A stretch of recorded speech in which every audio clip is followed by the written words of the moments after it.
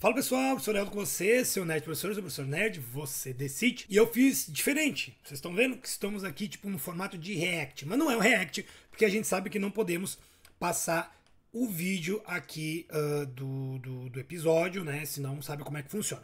Mas eu resolvi trazer assim pra gente poder ter uma forma de enxergar melhor tudo que vai rolar nesse episódio. Já fiz minhas primeiras impressões, lá eu falei como eu me sinto com esse episódio, mostrei o que aconteceu, se eu gostei, se eu não gostei, então tá lá, vocês vão lá e assistam. Essa é a parte 1 de 3 da análise do episódio. Vou tentar soltar todas juntas, mas pode ser que eu tenha que soltar alguma mais tarde. Mas vamos lá.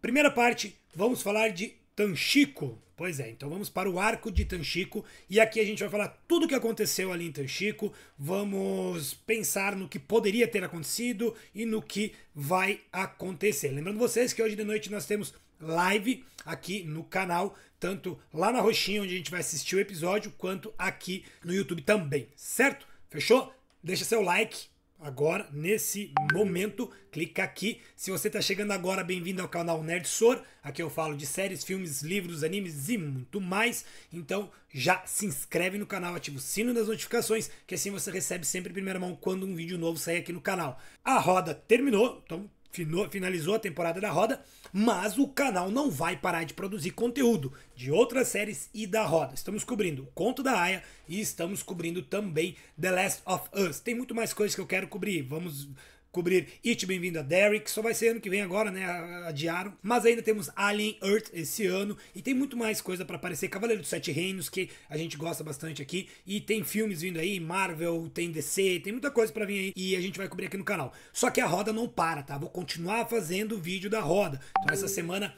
saiu o vídeo da Min, agora a Leane Sharif vai ganhar vídeo também, então tem lá na comunidade enquete para vocês votar, lá no meu Insta eu posto sempre conteúdo atualizado, shorts, reels, lá no TikTok também, e nós temos grupos de WhatsApp e o clube de membros do canal que tá bombando, espero vocês ali no clube de membros, que a gente vai agora preparar uma leitura coletiva dos livros. Sim, a gente vai começar desde o primeiro livro, vamos ler todo mundo junto. Eu vou fazer análise dos livros, tem muita coisa que vai rolar sobre a roda do tempo, beleza? Fechou? Conto com vocês, vão me apoiar, show de bola. Se vocês querem ter uma pergunta respondida em live no NerdSor Responde, é só mandar uma pergunta com o valeu, tá? Tem que ser pelo valeu, porque são muitas perguntas, então a gente vai selecionando ali e aí eu faço esse quadro que é bem legal. Bora lá então, vamos aqui. Começamos com Tanchico, então nós temos aqui a imagem de Tanchico à distante, a gente já viu a cidade e eu gostei muito da ambientação como a série trouxe a cidade de Tanchico. Mas o que a gente vai ter agora na série? Então o episódio começa o arco de Tanchico com essa imagem que é incrível, tá? Liandrin, indignada, né, full pistola, e ela quer saber o que as outras estão fazendo, porque elas não estão procurando o Adam masculino que elas estão atrás. E é interessante ver aqui a Jeanne, né, que ela tá com esse bastão que faz fogo devastador, e mais tarde vai ser importante, a gente vai ver como isso vai, né, desenvolver. E a Chesmal que tá com seus gatos, então a Chesmal, ela é muito conhecida por curar gatos, ela cura gatos, tá? Ela é uma amarela e ela tem capacidades com a cura que outras não têm. Pois é, ela faz coisas absurdas com a cura. Então, nós estamos vendo esse arco e ele vai se desenvolver ao redor delas. A gente esperava ver a Liandrin passar por maus bocados, mas não foi o que aconteceu. Vamos seguir mais pra gente continuar vendo o que acontece em Tanchico. E a gente já vê que a liderança da Liandrin está se desestruturando. A Jeanne questiona ela, né, falando até sobre a Naomi, né, que morreu e que a Liandrin matou. Então elas esperam que a Liandrin venha e mate elas, por isso que ela tá com esse Terangrill, tá? E a Chesmal, ela, no entanto, ela não se envolve muito com essa questão de querer a liderança e tal. Mas a Jeanne parece que quer sim. E essa cena da Moghedien é muito legal. Assim, ó, eu vou falar para vocês a real. Todas as cenas da Moghedien são reais, são legais. A Moghedien chega com o Adam, que ela pegou das meninas no episódio passado, né, no episódio 6, na verdade, entrega pra Liandrin, pra dar a Liandrin uma, sei lá, falsa sensação de que ela está no comando, né? Porque nesse momento a Liandrin pergunta pra ela: eu não perguntei o seu nome, e a Moghedien diz: tu vê, a senhora é muito ocupada. Só que depois, lá na frente, a gente vai ver que a Liandrin reconhece ela como Moghedien. Então, eu não sei se essa escolha de botar Moghedien aqui, nos livros isso acontece, mas o que acontece depois é mais importante. Aí parece que a Liandrin sabia quem ela era ou não sabia, fica tudo muito, sabe, não dá pra saber, entendeu? Como assim? Tô entendendo nada. Não, nem eu. Vou tentar explicar de novo, né? As vozes na minha cabeça estão trabalhando hoje. Parece que a Liandrin finge que não conhece a Moghedien, mas conhece. Porque aqui ela diz que não conhece, mas lá na frente ela conhece. Então, é estranho isso. Eu não consegui entender o que eles queriam dizer com isso. Me parece que as pessoas que escreveram esse episódio não se conversaram. Parece que foram vários roteiristas. Isso é uma das coisas que mais me incomodou nesse episódio. Se vocês viram meu vídeo de primeiras impressões, sabem o quanto eu detestei esse episódio, tá? E para exemplificar bem isso, se liga na cara da Liandrin. Logo depois que a Moghedien fala para ela, a senhora é muito culpada. Olha bem a fisionomia dela. Ela tá aqui tipo, será? Será que não? Será que nesse momento então ela se deu conta? Mas eu tive que parar o frame para poder ter certeza disso. Então, de repente, nesse momento, a Liandrin se deu conta.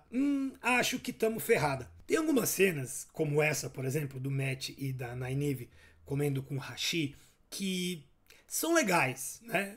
Que constroem o ambiente. Né? Muita gente diz essa perda de tempo. Eu não acho. Eu acho que esse tipo de cena constrói o ambiente e traz uma pegada bem interessante para aquilo que a gente tá vendo, tá? O Matt não consegue comer com hashi. É difícil comer com hashi, não sei se você já comeu, né? Mas é difícil, principalmente, né? Massa. E a ambientação construídas para Tanchico, eu acho muito legal. Eles pegaram essa pegada meio oriental, assim, e, cara, ficou muito legal. Eu volto a dizer, os figurinos, os cenários estão muito interessantes, muito legais. Mas, infelizmente, nem todos. E quando eu vi essa cena das negras chegando no Palácio da Panarca, eu já olhei e disse assim, ó, que palácio mais bosta.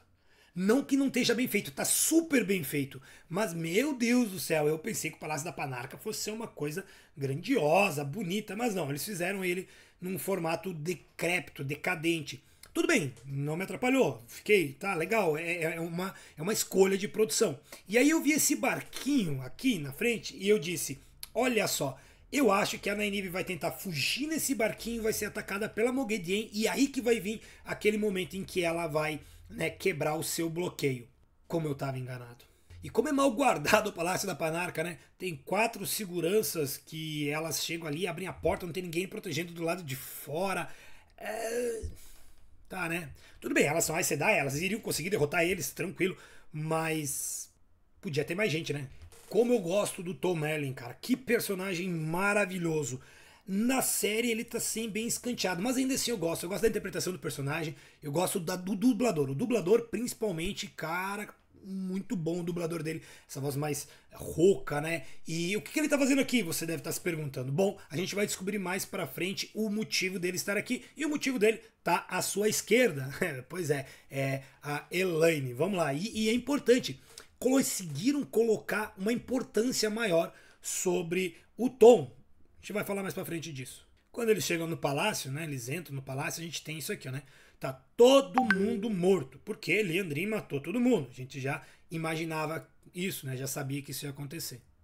E nesse diálogo entre o Tom e a Elaine, que a gente vai ver construído, a gente vê um pouco mais sobre quem é a Elaine. A Elaine é uma estudiosa do poder. E, cara, no começo dela, nos livros, ela é assim, principalmente com relação a Terangrius. Depois, quando ela volta pra Andor e tal, aí muda um pouco e ela fica mais focada em ser a rainha de Andor. Mas quando ela é noviça, isso é bem legal nela, porque ela sabe, ela leu isso, ela leu aquilo, então ela tem vários conhecimentos que são importantes para a construção do mundo e que nos explicam muita coisa do mundo, principalmente, de novo, sobre Terangrius. E também aqui a gente fica sabendo que o Tom conhecia a Elaine desde pequenininha, que ela sentava nos joelhos dele, que ela, então, ele ajudou a criar ela e tal. Porque quem foi Tom Merlin? Bom, para você saber quem foi Tom Merlin, você precisaria ter um vídeo sobre ele aqui no canal. E ainda não tem, mas vai ter. Então, lá na enquete ele deve aparecer logo mais, e aí você vai poder votar nele pra gente ter um vídeo sobre ele. Mas ele teve um affair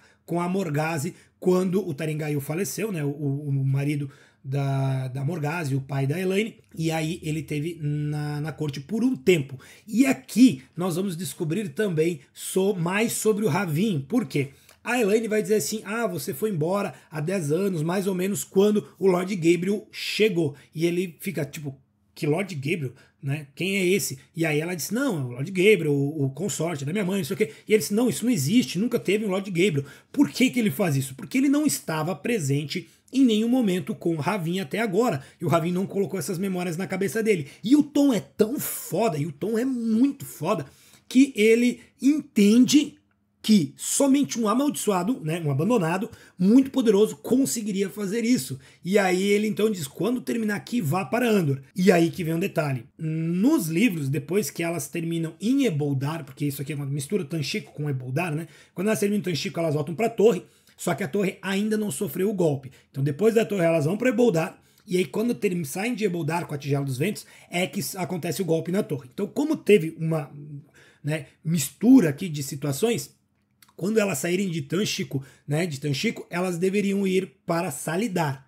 Só que elas não sabem ainda da existência de Salidar, até porque Salidar ainda não aconteceu.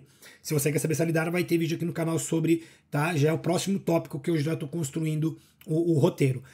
Mas elas não devem ir para lá. Então eu acho que a Elaine, de repente, já vá para Andor, já vá tentar salvar a mãe dela. Espero que não, porque daí vão cortar metade do arco dela, aquela questão da Tigela dos Ventos, que pode ser que não aconteça, né? Eu tô meio preocupado com o que vem pela frente depois desse episódio, mas né, eu ainda tenho minhas esperanças. Se você não pegou essa cena, eu vou te explicar. Ela tá usando os 2 braceletes que controlam o Adam masculino. Só que precisam de 2 mulheres para controlar o Adam, não dá para ser uma só, tá? Mas os braceletes puxam o braço dela. E por que eles estão fazendo isso? Eles estão apontando aonde está o colar. Então, com isso, ela consegue identificar onde está o colar e ela vai atrás dele. Essa é uma das cenas que eu mais estava esperando ver acontecer. Porque no Palácio da Panarca tem os principais indícios de que a Roda do Tempo é a terceira era do nosso mundo. E aí a gente supõe que a primeira era é o nosso mundo atual, contemporâneo, e que a segunda era começou no momento em que alguém conseguiu canalizar pela primeira vez, e aí depois temos a terceira era após a ruptura. Só que como é que a gente sabe disso? Porque no Palácio da Panarca tem algumas coisas ali que são relíquias do passado. Uma delas é um esqueleto de uma girafa, né? Que a Nynaeve, quando olha, a Elaine, acredita que é um cavalo com um pescoço comprido. Substituíram isso pelo esqueleto de um boi, só que nós já vimos bois dentro desse mundo da terceira era. Tem bois ali. Então o esqueleto de um boi não faz nenhum peso pra gente identificar isso, tá? Não tem nenhum peso. Tem algumas coisas aqui, tem o esqueleto, tem uma cabeça de búfalo ali, mas, cara, se tem boi, por que não teria búfalo? Mas que a gente vê ali, tem uma espécie de colar ali atrás, alguma coisa assim, que de dentes, que pode ser, mas sei, pode ser do País do Verão, não sei. Aquele emblemático que era a girafa, que ela dizia assim, nossa, esse animal nunca existiu, nunca existiria, era muito importante. E colocar esse esqueleto de boi ali não foi legal. Mas piora. Além do esqueleto do boi, temos isso aqui. Por que eu fico pensando? Pessoal, no livro A Ascensão da Sombra, a Egwene, ela vai em Tel'aran'rhiod, mas dentro do Palácio da Panarca, ela vai até o Palácio da Panarca em Tel'aran'rhiod, e ela vê então o esqueleto, e ela vê também um círculo com 3 raios internos que ela não reconhece. E esses 3 raios internos, todo mundo sabe, o próprio Jordan falou, que é o símbolo da Mercedes. Olha isso. Isso é o fucking símbolo da Mercedes. E o que eles colocaram é uma coisa que não faz sentido nenhum. Não existe, só não. Tá vendo a diferença? Ali tem 1, 2, 3, 4, 5, tem 6 raios. Parece uma estrela. Pode ser de qualquer lugar. Não é da Mercedes. Não estragaram essa cena que era tão interessante para dar a construção de que estamos vivendo, sim, no mesmo mundo, no mesmo universo, só que no futuro. E aí transformaram isso nisso. Por quê? Eu pergunto. Rafe, conta pra mim. Por quê? Será que tinha que pagar royalties pra Mercedes pra usar um símbolo dela? É isso. E aí eles fizeram essa porcaria aqui. Será que a Mercedes ia querer quantos? Centenas de milhões só pra botar o símbolozinho ali? Eu não acredito nisso, juro por Deus, eu não acredito que isso seja real, não pode. O resto do cofre ali do palácio tá bem interessante. Tem um urso ali, tem lá em cima mais uma cabeça de touro, tem um javali, tem uma criatura que pode parecer um dente de sabre, não sei, aqui do lado tem um outro esqueleto. O Palácio da Panarca é isso, tinha esqueletos de animais que ninguém conhecia, que ninguém via, tinha segredos, tinha terangrills, muita coisa legal e interessante. Mas esses dois eram icônicos e precisavam estar ali. E não estão. E o primeiro momento, então, que a Jane aparece com esse terangrill, e essa é uma das cenas mais legais da série. Tem uma construção dentro dos livros, tem esse terangrill, tá? Ele é utilizado contra as meninas também. E então eu gostei muito disso. O Tom a salvar ela, tá? Faz sentido. Eu só fiquei pensando que o Tom, em algum momento, né, ele diz fuja, e ela foge. Eu pensei, de novo o Tom ficou sozinho para trás, mas dessa vez não, né? E aqui a gente vê como o fogo devastador funciona. E olha que interessante, vocês viram que a Jane tentou usar várias vezes o terangrill e ela não tinha controle sobre ele, só que a Elaine chega e ela faz um movimento e tá bem certinho, porque a Elaine é muito poderosa, ela tem o mesmo poder que a Egwene, e elas são as duas mais poderosas atrás apenas da Nynaeve. Então ver isso aqui é legal.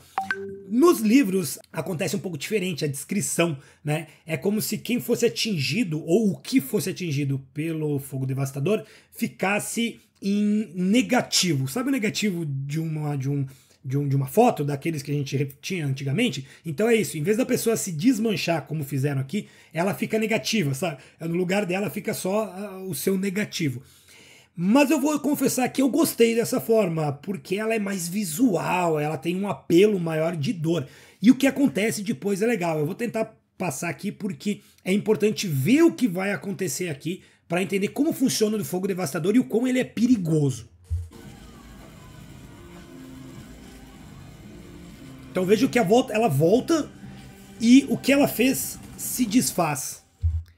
Isso é muito legal, porque o fogo devastador ele é perigoso porque ele desfaz coisas que aconteceram um pouco antes. Não é a última ação da pessoa, como alguns disseram por aí. Não é isso, tá? O fogo devastador ele faz com que as ações que a pessoa cometeu retrocedam de acordo com o poder de quem usou e de acordo com a força de quem usou.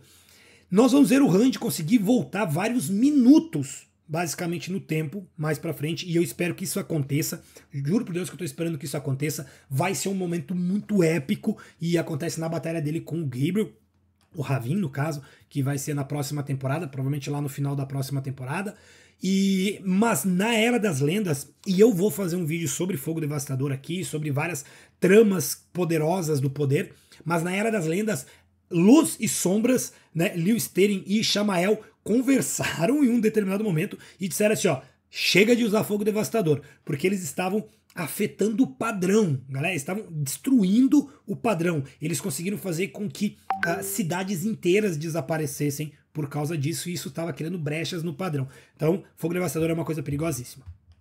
E essa basicamente esse basicamente é o arco da Elaine aqui em Tanchico, tá? Ela não vai mais ter muita coisa ao redor disso, mas ela é interessante e, assim, de todos os arcos que apareceram, o dela, pra mim, foi o melhor aproveitado depois do arco do Rand, nesse episódio. Mas o arco do Rand a gente vai falar no outro episódio, no outro vídeo. E chegamos a uma parte que muitos estavam esperando, eu estava esperando, apesar de eu não acreditar que iria acontecer. Sou bem sincero, não acreditava mais que isso pudesse acontecer, mas aconteceu, que é o arco de Pedra Vermelha retorcida, que estava originalmente em Tear e que o Mate passaria por ele para chegar à Terra dos Fins. Eu fiz vídeo sobre como funciona a Terra dos Fins. Existem dois arcos, um deles está em Tear, só que na série ele está em Tar Valon. Como é que eu sei disso? Vou mostrar. Na primeira cena do episódio nós vemos isso aqui, a Elaida saindo de um dos arcos que está em Tear 10 anos atrás. Só que ela sai com uma pulseira. Essa pulseira pode não ser a mesma, mas nos livros quem sai com uma pulseira é a Moraine, mas isso acontece lá na frente, depois que ela passa pelos arcos, a Lanfere, blá blá blá, e aí ela sai com essa pulseira que dá a ela mais poder. Aqui a Elaida saiu com a pulseira, só que não faz sentido, Por que não faz sentido, Eldo? Porque existem dois arcos. Um deles está em Tear e é esse aqui de Tar Valon, tá? Esse aqui é o arco que deveria estar em Tear. É o arco que leva até os Aelfins, que são o povo serpente. E esse povo serpente é aquele povo que dá respostas e não desejos. Isso é muito importante. Quando o Matt passa por ali, o Randy também passa por esse arco, ele faz perguntas e essas perguntas são respondidas em troca de algumas memórias. É isso que acontece dentro do arco dos Aelfins. Ah, Eldo, mas como é que tu sabe que esse é o dos Aelfins e o do que tá em Tanchico é o dos Eelfins? Vou mostrar. Porque nós vemos o Matt passar pelo arco de Tanchico e ele está aqui. E esse é o arco dos Eelfins. Como é que tu sabe que é os Eelfins? Olha só quem aparece aqui. Essa criatura que está em cima de um pedestal, que está nesse tabuleiro do Cobras e Raposas, que é um jogo que existe no mundo. E a gente viu lá no primeiro episódio, o Randy e o Perrin, né, eles estavam jogando. Que é baseado nisso aqui, nesses mundos. Eu já expliquei tudo pra vocês como é que funciona. Vai lá assistir meu vídeo, tá? Não fica com preguiça. Assiste lá o vídeo dos fins. Só que, quem que é essa criatura? O que é essa criatura? Vamos fazer um close dele pra ver melhor? Isso aqui é uma raposa? Não é uma serpente. Então, teoricamente, é uma raposa, porque ele é peludo. Serpente não tem pelos. Então, ele é uma raposa? Cara, sinceramente, pra mim isso aqui é o Grinch. Cara, ele passou pelo arco e foi parar no mundo dos Ken, em Kenlândia. Elândia! A interação entre os dois, ela até é interessante, o Matt fazendo seus pedidos e tal, mas ainda assim, pra mim não ficou legal, porque quebra, tá? Eu vou explicar como isso me quebra.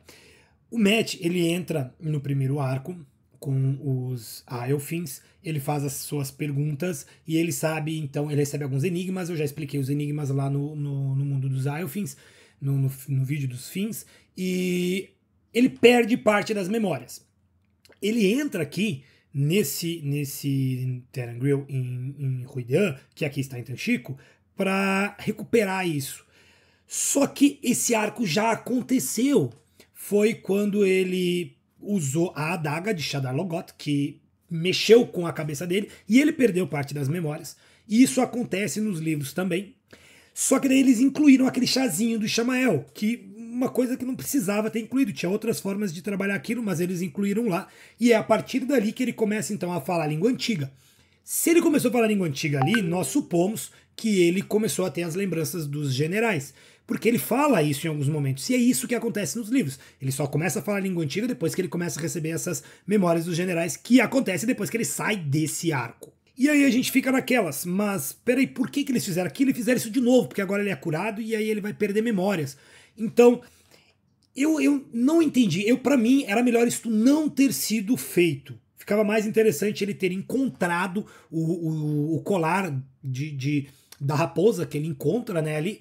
Ter só encontrado ele. Não podiam ter excluído isso. Porque ficou muito ruim. Eu acho que a pior parte da temporada foi isso.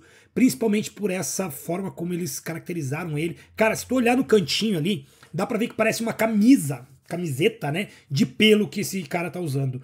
É muito horrível isso aqui. Não é que a maquiagem está mal feita. Tá bem feita. Parabéns pro maquiador. Mas não parece uma raposa. Tá? E nas mangas, se tu olhar nos braços ali, ó, cara, parece uma camisa de pelinho. É feio. E o final do arco do Matt, então, é aqui, né? Quando ele aparece com o colar já no pescoço e com o outro colar no pescoço, né? Ele está aqui desse jeito, cumprindo as visões da Min, que a gente já viu o que ia acontecer, então tá aqui. Eu tinha visto a visão da Min, eu achava que ele seria enforcado na frente do Terangriel, mas não que ele tivesse entrado, eu achava que ele não ia entrar, tá?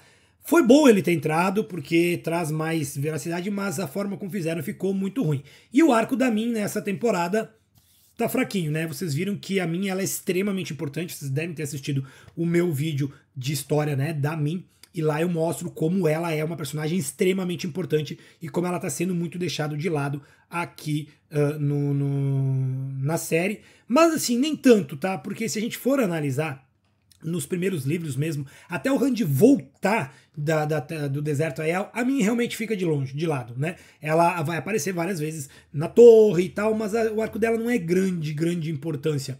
Ela vai ter mais importância depois que o Randy conquista Andor. Aí sim a mim vai ter importância, que ela vai trabalhar do lado dele, vai estar sempre ao lado dele, né? E, inclusive, no meu vídeo sobre a Min, teve muita gente que foi lá questionar, porque o arco da Min é ruim, porque ela se tornou uma escrava do Randy, ela vive pelo Randy, então as outras mulheres são tão empoderadas, tão poderosas e não sei o que, e a Min, então, ela é, né, aquela mulher de homem. Sim, é isso mesmo, e eu acho que o Jordan fez muito bem isso. O Jordan, ele é notadamente um autor feminista. Ele é notadamente isso, porque os personagens, apesar do personagem principal ser o Randy e ele ser o Dragão Renascido, o protagonista, e o personagem mais poderoso também ser um homem, né, que é o Ishamael, o Mordin, são os opostos ali, a história é sobre mulheres. Tá? É sobre a Moraine, é sobre a Siuan, é sobre como as mulheres tiveram que controlar os homens durante 3.000 anos, porque os homens fizeram merda. E é a vida da gente, né? Eu sou homem, eu sei, aí se não é minha mulher, eu vou ter feito muita merda já nessa vida, muito mais que eu já fiz. Então, nós temos. Se não fosse minha mulher, eu teria deixado um dos meus trabalhos já e estaria trabalhando praticamente só com o YouTube. Mas eu sei que não dá ainda, o canal não tá tão grande. Na verdade, o canal tá bem pequenininho. Não dá conta de pagar as contas, né? Mas depende de vocês. Se vocês me ajudarem, eu consigo. Um dia eu consigo. Vocês podem me ajudar a provar pra minha mulher que dá pra viver de YouTube, tá? É só vocês me ajudarem compartilhando o canal, se tornando membros aqui, né? Mandando valeu. Tudo isso ajuda pra caramba. Mas é um filme, é uma série, um livro sobre mulheres empoderadas. Tem várias mulheres empoderadas. E aí eu coloco assim, apesar da Egwene e a Min não serem opostos, a visão das duas de mundo é oposta. A Egwene deixa o Randy, e nos livros ela faz isso, e na série também, porque ela quer ser a Egwene, ela quer ter um papel, ela quer ser alguém por ela, e é uma decisão dela, é o papel dela, é o que ela quer, e ela tem o direito de ser isso, e ela vai e se torna isso. Já a Min, ela escolhe ser a mulher que está ao lado do seu amado, é uma escolha da Min, não é uma decisão do Randy casar, manter a Min do seu lado e fazer com que ela o siga, não é uma sociedade que impõe isso. Ela escolhe isso, e é muito importante ser a Min. O Jordan, ele foi genial colocando a Min fazendo isso, porque a Min sempre foi aquela, entre todos, que era a mais independente. Ela foi criada de uma forma, tentaram criar ela para que ela fosse uma mulher feminina, como a sociedade queria, e ela nunca foi. Ela sempre foi independente, ela saiu cedo de casa, ela largou as tias, ela foi trabalhar, ela buscou ter a vida dela, ela não gostava de cabelo longo, então ela cortava o cabelo curto, ela usava calças, coisa que era um absurdo, né? Que as mulheres usavam saias e ela estava sempre de calça. Então, isso é a Min, ela era assim. E aí ela conheceu o Randy, e ela decidiu que ela iria ficar com o Randy. Então, para quem acha que a Min escolheu o caminho da mulher que segue o marido, ela fez isso, ela escolheu. Então, não é um arco machista, muito pelo contrário, é um arco muito feminista, que mostra as várias escolhas que as várias mulheres têm. Se você for ver o arco da Nynaeve, ela também escolhe ficar ao lado do marido, só que dessa vez, em vez de ela seguir o marido, é o marido que segue ela, até o momento em que ela decide fazer pelo seu marido. Lá no final, quando ela vai atrás, né, pra recuperar o reino e tudo mais. Você quer saber da Nynaeve? Tem vídeo aqui no canal dela também. Então eu acho fenomenal todos os arcos das mulheres aqui nessa série. E alguns falam que o Lan é aquele cara que corre atrás da mulher, não sei o que, mas se vocês acompanharem a história, vocês vão ver que não é isso, tá? É um arco de escolhas, todo mundo escolhe, todo mundo tem o seu protagonismo. Por isso que eu gosto muito dessa obra. Tava muito à frente do seu tempo, muito à frente do seu tempo. O único pequeno detalhe dela e que a série tá quebrando é a coragem de colocar a bissexualidade e a homossexualidade com evidência, que a série dos livros esconde, né? O match, a questão do quadrisal lá na frente, isso fica escondido. A própria Moraine e a Siuan, que é uma questão que o Robert Jordan falou em entrevistas, mas depois não falou, né? Então, a série consegue quebrar porque ela está sendo feita agora, em 2025, que nós estamos em outro mundo, uma outra estrutura. Mas por ela ter sido construída na década de 90, cara, a forma como ela aborda esses temas é fenomenal. E a mim ganha meu respeito por causa de ela ter escolhido isso. Não que eu ache que ela seja melhor do que a Egwene, não, de maneira nenhuma. As duas têm o mesmo, estão no mesmo pé de igualdade. As duas escolheram e as duas foram atrás daquilo que elas queriam, que é o que a mulher deve fazer. Inclusive, o principal papel da minha aqui foi salvar o Matt, né? A Chesmal tava ali olhando pra ele, vendo, e aí ela vem, nocauteia a Chesmal, corta a corda, e aí ela que salva o Matt da parada toda. E agora o Matt vai usar, né, o seu cachecol, porque ele fica com essa marca, só que ele ainda não arrumou o chapéu, né? Ele tem um chapéu icônico de aba mole e a Shandarei. Nós temos aqui o colar de lobo, né, de raposa, o colar de raposa, que é um Terangrill poderosíssimo que serve para recolher, né, para impedir que qualquer fluxo atinja o seu portador. Então toda vez que alguém utilizar o poder no match, o colar absorve esse poder. É muito legal, é muito legal. O colar é quase como um buraco negro para o poder. E vai dar muito o que falar mais pra frente. Mas cadê a Shandarei, né? A Shandarei, que é a arma que o Matt usa, não apareceu. E a Shandarei vem junto com ele do Terangrill dos Arfings. E chegamos ao ponto máximo do arco de Tanchico, né? Onde Liandrin encara Nynaeve ou Nynaeve fica de batata para Liandrin. É o ápice do momento e foi extremamente broxante, foi muito ruim, foi uma porcaria, foi um verdadeiro lixo isso aqui. Todo mundo está há 3 temporadas esperando a Nynaeve quebrar o seu bloqueio de forma épica e estrondosa e esplendorosa como é nos livros. Nos livros ela tem uma batalha com a Moghedien em Tanchico, daí depois Moghedien corre atrás dela, fica atrás dela o tempo todo, né, tentando, quero caçar ela, quero matar, ela quer matar porque ela quer, né, matar a Nynaeve de qualquer jeito, mas não consegue, e aí elas vão ter um problema em Teleran Hiot, e aí vai aparecer Birgitte, que eu acho que não vai aparecer aqui, e aí depois elas vão para Eboldar, e em Eboldar a Moghedien, depois de ter sido presa, encolerada e tal, muita coisa acontece. Quer saber da história da Moghedien? Tem história aqui no canal já da Moghedien, você vai lá e assiste. Ela ataca a Nynaeve, que está dentro de um barco, tá? Utilizando fogo devastador. Só que não acerta a Nynaeve. E nem acerta direito o barco.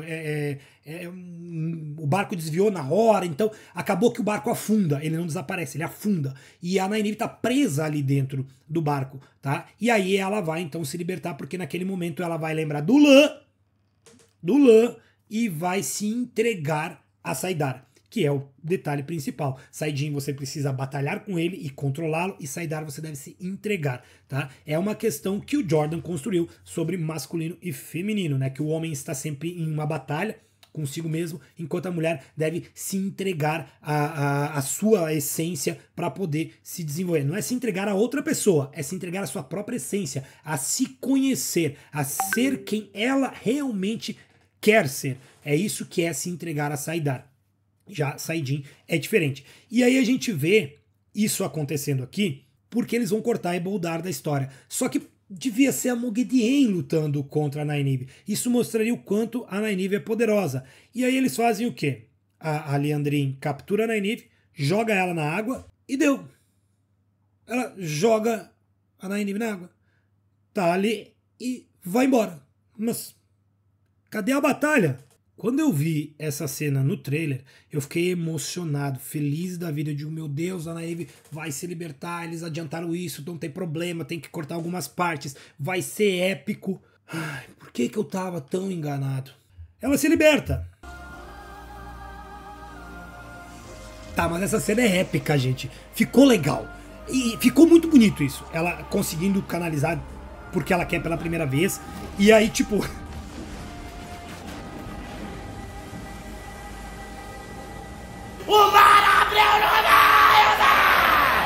Ela é muito poderosa, velho. Isso aqui é muito legal. Isso aqui é muito, muito legal.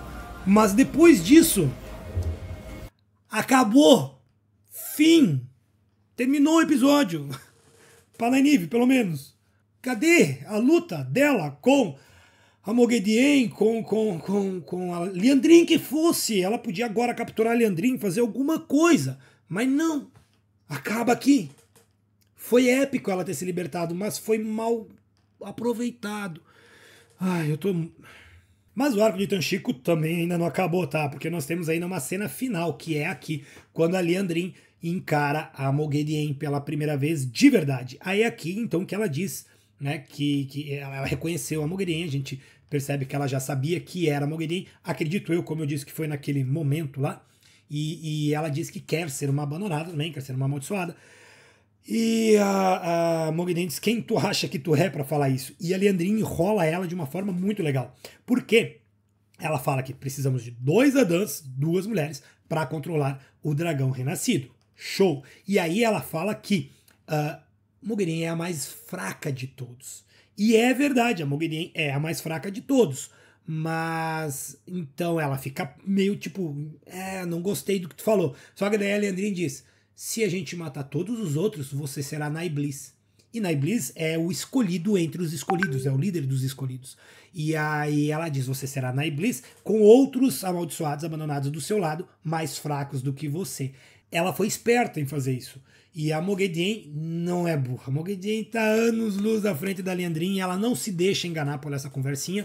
Ela vai pegar o Adã para ela, né, a pulseira do Adã e o colar também, e vai deixar a Liandrin aí.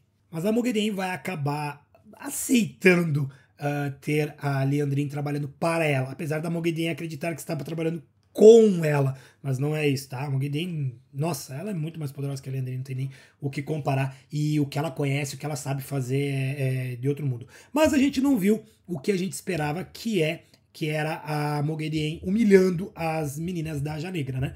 Nos livros ela dá uma humilhada legal, ela faz elas beijar o pé dela, ela bloqueia a Liandrin, amarra um bloqueio na Liandrin, faz várias coisas que ficou faltando aqui. Então, pessoal, o arco de Tanchico, ele foi um arco interessante, eu gostei, mas aqui no último episódio deixou muito a desejar. Nós tivemos cenas maravilhosas, que a gente vai falar mais pra frente, né? Quando agora a gente vai fazer um review de toda a temporada, só falando em cada arco, né? Teve os Montes de Tanchico, foi um momento épico, nós tivemos o fim do bloqueio da Nynaeve, mas ficou faltando algumas coisas bem importantes que eu senti falta, né? Quero saber de vocês. O que vocês acharam do arco de Tanchico? Lembrando que eu ainda vou fazer o arco da torre e o arco do deserto para sair, né? Vou fazer em vídeos separados nesse formato, mas eu quero saber o que vocês acharam do arco de Tanchico. Comenta aqui embaixo para mim. O que vocês esperam que vai acontecer agora na 4ª temporada? Tem bastante coisa para acontecer, mas já aconteceu muita coisa e nós vamos ter live no canal, né? Vocês já sabem como funciona lá na roxinha às 7 horas. Vamos assistir todo o episódio juntos e depois lá aqui no YouTube a gente vem e conversa mais sobre o assunto, beleza? Deixa o seu like já, não deixou? Deixa agora, se inscreve no canal, vem ser membro aqui, você me ajuda pra caramba e eu trago mais e mais conteúdo da roda pra você, que apesar de eu ter ficado chateado com esse episódio, eu ainda sou apaixonado pela roda e vou fazer muito conteúdo da roda ainda aqui pra vocês. Valeu, galera, até daqui a pouco com o próximo episódio, então, lá do Arco da Torre. Forte abraço e se cuide.